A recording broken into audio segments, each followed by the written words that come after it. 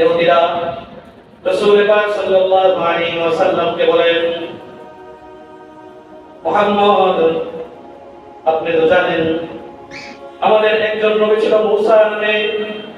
এই মূসা নবী যখন আল্লাহ তাআলা তাকে নবুয়তের দায়িত্ব দিলেন, নবুয়তের দায়িত্ব দেওয়ার পরে মূসা আলাইহিস সালাম ফিরআউনের কাছে গেল।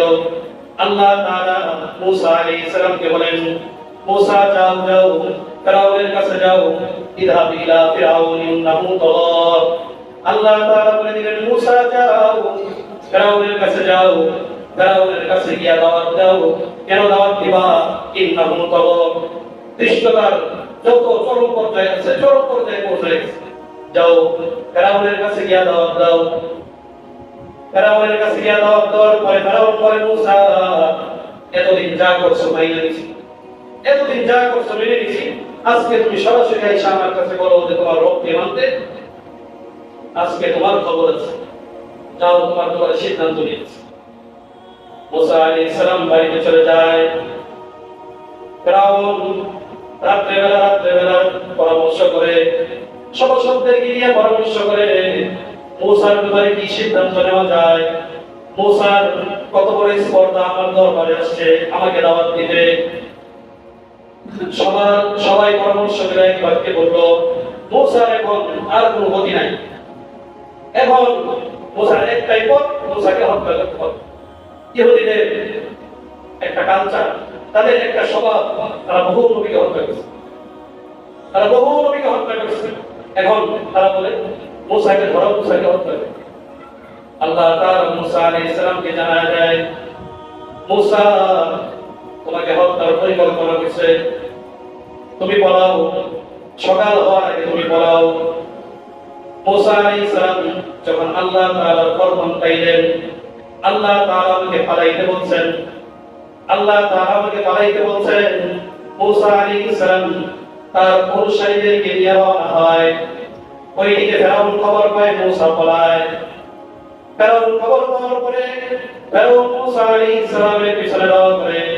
মূসা আলাইহিস সালাম ছুটতে ছুটতে সাগরের সামনে, সামনে সাগর, পিছনে সমুদ্র।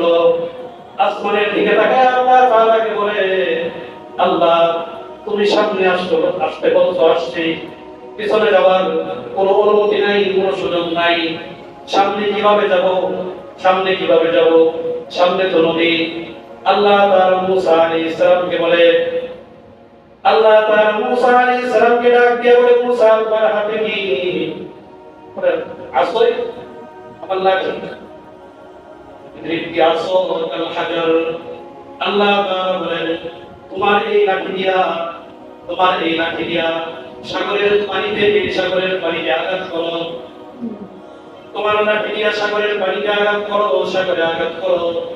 চিন্তা করেন মুসলমান, তখন কিন্তু মূসা আলাইহিস সালাম বলেন নাই, আল্লাহ তোমার কাছে আমি সাহায্য চাইলাম, তুমি আমারে কি বলো। আমরা যে মুসলমান, আমাদের যে ঈমান, এমন সময় যদি আমরা খবর পাইতাম যে আল্লাহ তাআলা বলতেছেন পানির মধ্যে আঘাত করবে, আমরা বলতাম কি ব্যাপার, কি অবস্থা। আমি বলতেছি ব্যবস্থা করে দিতে, ফেরাউনের মেহমানকে বলে রেখে কিছু করবো, তা না আমারে বলে যে সাগরের মধ্যে কি করতে পারি। মূসা আলাইহিস সালাম যখন আল্লাহ তাআলার ফরমান পাইলেন, চুপচাপ কোনো শব্দ করেন নাই, জিজ্ঞেস করেন নাই আল্লাহ সাগরে লাঠিটা আঘাত কেন করবো, আমি সাগরে আঘাত করলে আমার ফায়দা কি হবে। মূসা আলাইহিস সালাম এই প্রশ্ন করেন নাই। যখন মূসা আলাইহিস সালাম তাওয়াক্কুল নিয়া সমুদ্রের মধ্যে লাঠিটা আঘাত করলেন, আল্লাহ তাআলা বলেন, ওয়া ইয়াত্তাকিল্লাহা ইয়াজআল লাহু মাখরাজা।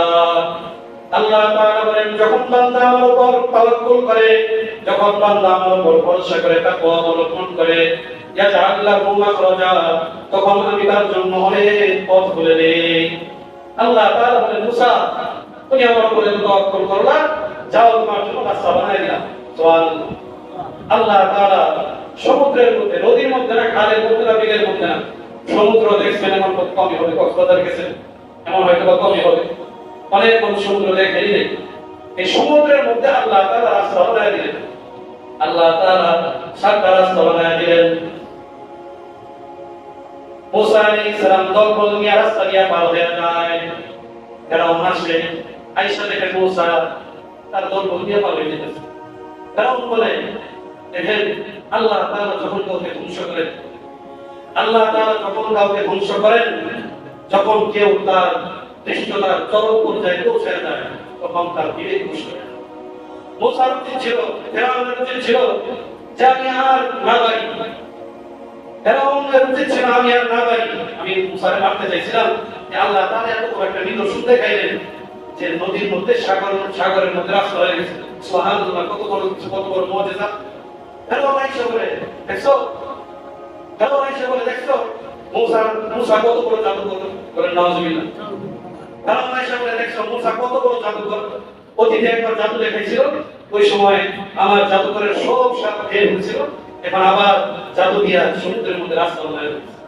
মুসা কত বড় জাদুকর, দেখছো, বড় জাদু দিয়ে ওই মেরে কি বলে, বড় জাদু দিয়ে আমি আজকে বসবো।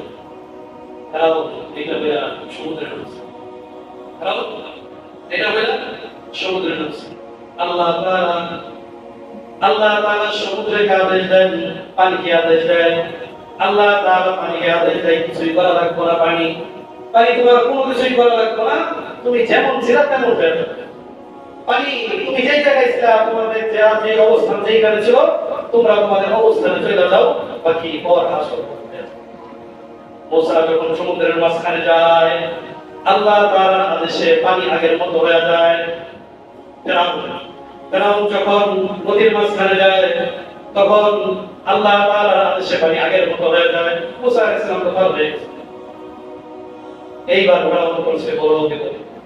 ফেরাউন পানির নিচে বয়া বয়া আল্লাহ তাআলাকে ডাকে। ফেরাউন বলে আল্লাহ আগে ঈমান আনি নাই, আল্লাহ আগে ঈমান আনি নাই, এখন ঈমান আনতেছি। আগে ঈমান আনি নাই, আল্লাহ মাফ করে দাও, বুঝছি ভুল হয়ে গেছে, এখন ঈমান আনতেছি। আল্লাহ তাআলা বলেন আল-আন ওয়াকাদ আসাইতা ক্বাবল। আল্লাহ তাআলা বলেন আল-আন, কোরআনুল কারীমের মধ্যে বর্ণনা আছে, সূরা মুসলিম। আল্লাহ তাআলা বলেন আল-আন, এতক্ষণ পরে ওয়ালাইসা লিত-তাওবাতু লিল্লাযীনা ইয়া'মালুনা আস-সাইয়্যাত হাত্তা ইযা হাদারা আহাদাকুমুল মাউত ক্বালা ইন্নী তুবতু আল-আন। আল্লাহ তাআলা বলেন তওবা ওই ব্যক্তির জন্য না যে ব্যক্তি গুনাহ করতে করতে সারা জীবন গুনাহ করছে, এখন যখন আজরাইলকে সামনে দেখছে, আজরাইল যখন সামনে দেখছে, আজরাইল সামনে দেখার পরে বলে আল্লাহ আমার আর 2 ওয়াক্ত সময় দাও, আর 5 মিনিট সময় দাও, 2 রাকাত নামাজ পড়ে তোমার কাছে মাপ চাই। আল্লাহ তাআলা বলেন ওয়ালাইসা লিত-তাওবাতু লিল্লাযীনা ইয়া'মালুনা আস-সাইয়্যাত। গুনাহ করতে থাকো, ছাইরা দিলাম, গুনাহ করতে থাকো, একটা সময় আসবে যেই সময় তোমার তওবা আমি কবুল করব না, তুমি চাইলেও আর আমি তোমাকে সময় দেব না। ফেরাউন তুমি ওই সময় চলে আসছো, ফেরাউন তোমার ওই সময় চলে আসছে, যে সময় আসলে আর তওবা কবুল হয়। ফেরাউন রফা করে